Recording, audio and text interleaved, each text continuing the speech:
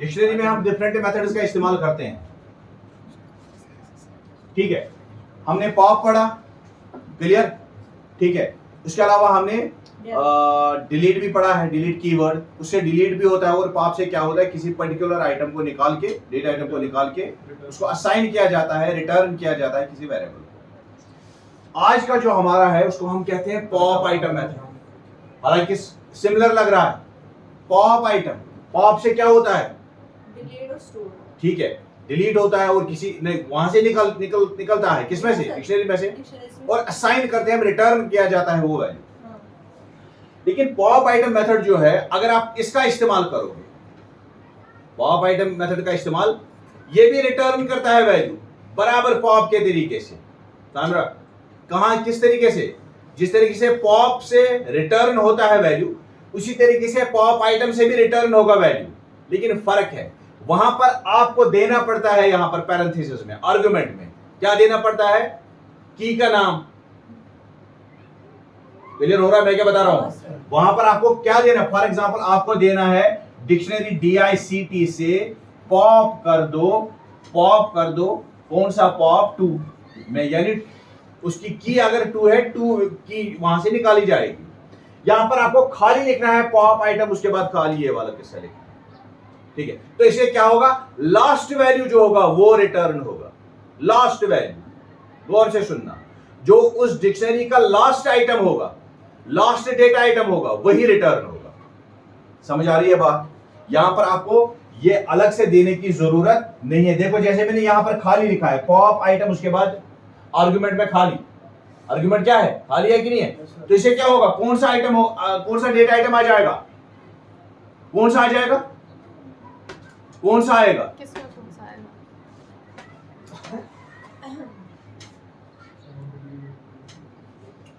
देखो एक डिक्शनरी है फॉर एग्जांपल ए, ठीक है, एक डिक्शनरी का नाम क्या है ए, ठीक है। इसके अंदर डेटा वैल्यूज, की वैल्यू, डेटा इसके अंदर है, 1 it is for book,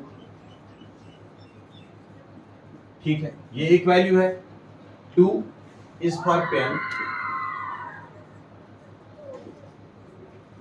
3 is for marker. Clear?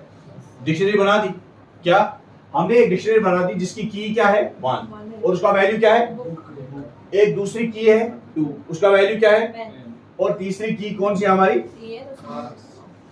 अब मैं समझा रहा हूं आपको कौन सा, पॉप आइटम, ये एक मेथड है, इसका इस्तेमाल अगर आप करोगे अपने डिक्शनरी में, इससे क्या होगा, जो लास्ट वाला एलिमेंट, जो लास्ट वाला आइटम है, डेटा आइटम, वो निकल जाएगा। क्लियर? वही होगा रिटर्न। आप लिखोगे ABC इज इक्वल टू ए का नाम डॉट पॉप आइटम, उसके अंदर रखो पैरेंथेसिस खाली। क्लियर? तो उसका मतलब अब इससे क्या होगा, पॉप होगा, डिक्शनरी ए में से आइटम होगा, लेकिन वो कौन सा होगा, लास्ट वाला, वो किसमें रहेगा, वो रिटर्न होगा, लास्ट वाला। अब इसमें एक थोड़ा सा मसला है, क्या मसला है, इसमें एक मसला है, ये जो 3.7 है वर्जन, किसका वर्जन, ये वर्जन जो है पाइथन का वर्जन, पाइथन जो ही इसमें अपडेट्स आते हैं तो वर्जन चेंज होता है कि नहीं, ठीक है। इसका रिसेंट वर्जन आया है 3.13.5, 3.15.5 इसका लेटेस्ट वर्जन है, जो रिलीज हो गया जून 11, 2025। आज उनके जून का क्या है, आज 11 जून को रिटर्न इसका नया एक वर्जन आया है, नाम क्या है इसका, 3.30। लेकिन इसका एक वर्जन है इसका 3.7, उसमें क्या कहा गया है कि इंसर्शन में, जब आप इंसर्ट करते हो एलिमेंट्स, डेटा आइटम्स, किसके अंदर, डिक्शनरी के अंदर, जो सबसे लास्ट में आपने इंसर्ट किया होगा वो माना जाएगा लास्ट आइटम, हालांकि पोजीशन के हिसाब से नहीं। समझे मैं क्या बता रहा हूं? सपोज अगर यहां पे पहले मैंने इसको इंसर्ट किया, ठीक है, अपेंड करके इसको मैंने इंसर्ट कर दिया, फिर मैंने इसको कर दिया, लास्ट में मैंने किसको किया, 2 वाले को। पहले कौन सा आइटम आ गया, 1, दूसरा कौन सा आ गया, इसकी पोजीशन क्या है, अब वो इंसर्शन के हिसाब से लास्ट कौन सा है, फिर जब आपने क्रिएट की खाली, ठीक है, एमपीटी आपने डिक्शनरी क्रिएट की, फिर आपने डेटा वैल्यूज को ऐड करना शुरू कर दिया। पहली पोजीशन पे क्या आ गया, पहले मैंने इसको बताया इंसर्ट कर दिया, दूसरे मैंने 3 को इंसर्ट कर दिया, और तीसरे पोजीशन पर मैंने किसको इंसर्ट कर दिया, 2 एंड पेन को। उसका मतलब है इंसर्शन के हिसाब से, हालांकि यहां तो लास्ट कौन सा है 3, लेकिन इंसर्शन के हिसाब से मेरा लास्ट कौन सा है 2, तो इंसर्शन के हिसाब से निकाला जाता है। क्लियर हो गया, बात क्लियर समझ में आ गई। तो अगर ये 3.7 बता रहा है हमें to maintain the insertion order, insertion order को मेंटेन करने के लिए, so pop item removes the most recently added item, जो सबसे रिसेंटली आपने ऐड, यानी रिसेंटली मेरे लास्ट, जो आपने रिसेंटली ऐड किया होगा उसको कंसीडर किया जाता है लास्ट एलिमेंट, उसके ऑर्डर के हिसाब से नहीं, क्योंकि यहां पर ऑर्डर का कोई काम ही नहीं है, इट इज एन अनऑर्डर्ड, इसका ऑर्डर ही नहीं है, ऑर्डर से इसका कोई ताल्लुक ही नहीं है। तो आप क्या, if the dictionary is empty calling the pop item raise an error, हाँ अगर अब वो एम्प्टी होगा और आप इसे कह रहे हो लास्ट वाला एलिमेंट निकाल दो, वहां से क्या आ जाएगा, एरर आ जाएगा ऑटोमेटिकली। क्लियर हो गया। अब एक मिसाल लेंगे, फॉर एग्जांपल ये नंबर है, ये हमारी डिक्शनरी का नाम है, गौर से सुनना। 1 is for book, 2 is for pen, 3 is for pencil, 4 is for marker. Clear. ये हमारा क्या है, ये की है, इसका वैल्यू क्या है, बुक, इसका वैल्यू क्या है बुक है सर, बुक। उसके बाद दूसरी की कौन सी हमारी है, वो है, इसका वैल्यू क्या है, पेन है, तीसरा वैल्यू पेन 3 एंड उसका वैल्यू 4 एंड मार्क। ठीक है, मैं इसे कह रहा हूं प्रिंट कर दो नंबर बिफोर पॉप आइटम है, तो क्या आ जाएगा, ये पॉप आइटम से पहले जो प्रिंट होगा वो यही होगा। ठीक है, उसके बाद मैं कर रहा हूं उसमें एक वैल्यू दे रहा हूं, वेल ये एक वेरिएबल है, उसमें नंबर वैसे पॉप कर दो, पॉप आइटम कर दो, पॉप आइटम मींस लास्ट वाला आइटम, और उसको कहां किसके हवाले कर दो, वेल के वेरिएबल के हवाले, फिर प्रिंट करवा दो वेल को, वेल में क्या आ जाएगा, लास्ट कौन सा है, 4 मार्कर, तो उसका मतलब है उसमें आ जाएगा marker. Clear. Pop item clear हो गया। पॉप आइटम एक ऐसा मेथड है जिसके इस्तेमाल करने से आप अपनी डिक्शनरी में जो मोस्ट रिसेंटली ऐड हुआ होगा आइटम उसको आप निकाल सकते हैं या और उसको रिटर्न कर सकते हैं। क्लियर, किसी को कुछ पूछना मत है। बीच में क्यों लिखना है इसको प्रिंट और हाँ। फिर ये सब number dictionary for pop item, कहाँ पे, ये दूसरी लाइन है ना।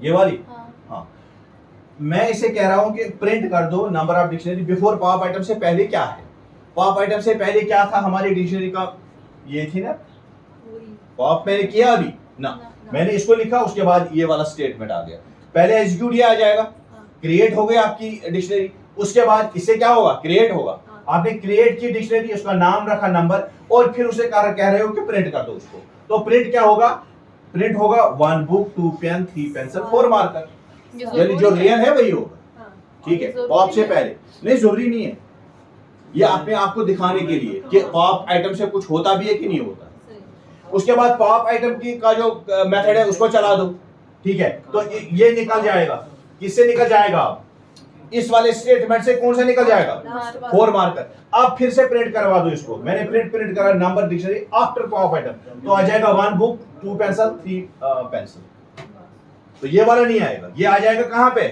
पहले पोजीशन पे, इस वाले प्रिंट में आ जाएगा पहला वाला, इस वाले में नहीं आएगा, क्यों, क्योंकि बीच में हमने घुसा दिया पॉप आइटम मेथड, उससे हमने उसको निकाल दिया है किसी वैल्यू के हवाले। हाँ, अगर आपको ये वाला प्रिंट करना है, you have to print what, well, जिसके इसके अंदर आपने उसको रखा है, तो वैल को प्रिंट कर दो, वो आपको मार्कर दिखा देगा।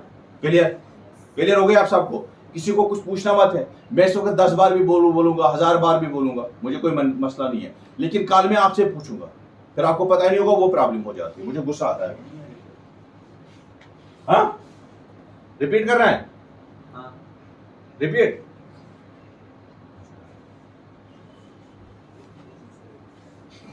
कहां पे मसला है, पहले से कहां पे, पहले से मतलब पहले से मतलब, ऊपर से मतलब क्या, पॉप आइटम क्लियर नहीं हुआ, पॉप आइटम से क्या होता है, लास्ट वाला आइटम रिमूव होता है, इसमें मसला है, इसका लास्ट आइटम कौन सा है, मैं आपसे पूछ रहा हूं, इसका ये जो डिक्शनरी आपने क्रिएट की, नाम क्या रखा आपने उसका, नंबर, लास्ट आइटम कौन सा है इसका, 4 मार्कर, 4 मार्कर, 4 किया मार्कर उसका वैल्यू। क्लियर, इसमें कोई मसला तो नहीं है।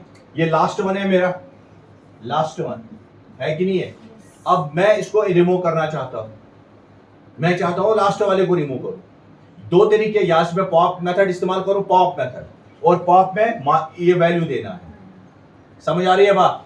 मैं दो तरीकों से इसको रिमूव कर सकता हूं, either making use of pop only. अगर पॉप ओनली लिखना है, पॉप पॉप उसके बाद आपको लिखना है 4, यानी क्या रिमूव होगा, ये वाला रिमूव होगा।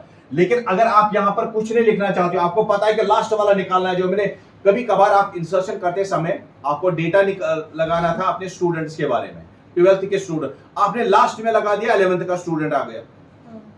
लास्ट में जो आपने ऐड किया अपने डेटाबेस में, वो कौन सा आ गया, 11th का स्टूडेंट। आपको कौन सा निकालना है, लास्ट वाला स्टूडेंट ही निकालना है। तो वहां पर आपको उसकी की देने की जरूरत, आप सीधे लिखो पॉप आइटम, बस बाकी खाली रखो, ऑटोमेटिकली लास्ट वाला रिमूव हो जाए।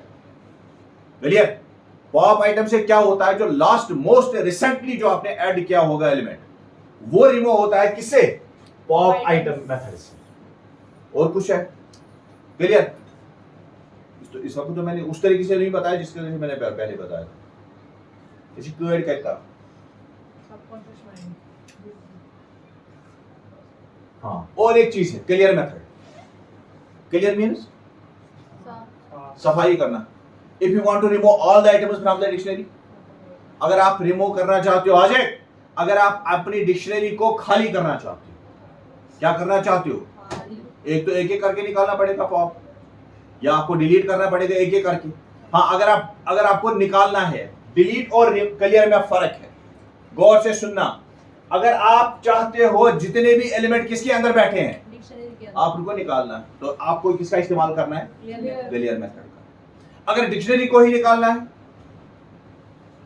अगर डिक्शनरी को ही निकालना है अपनी डेटाबेस में से, आप चाहते हो अपने प्रोग्राम में से डिक्शनरी को डिलीट करें, तो क्या करना है, डेल, उसके बाद डिक्शनरी का नाम देना है।